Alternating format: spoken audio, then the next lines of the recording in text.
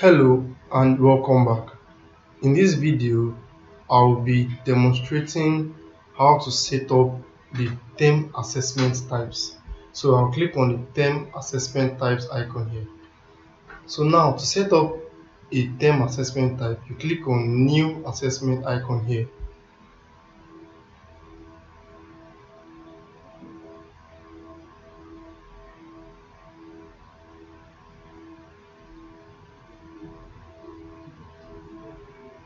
So you select the school stage. So in this case, I'll say GSS.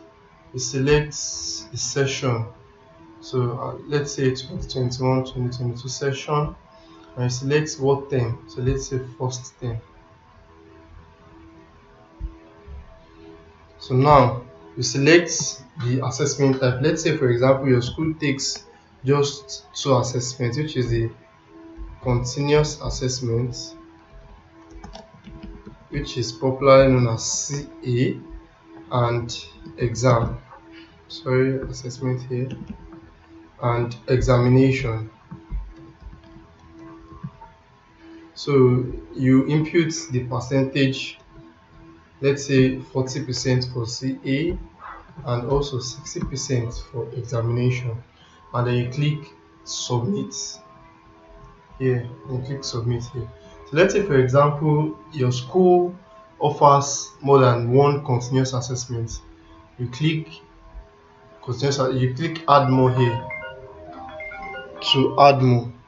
You click add more here to add more. So you can then name this continuous assessment 1 and this continuous assessment 2. Then let's say the first continuous assessment is 20%, while the second is also 20%.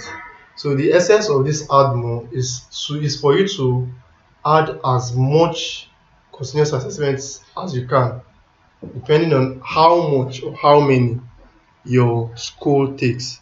So upon doing that, you click on submit here to submit.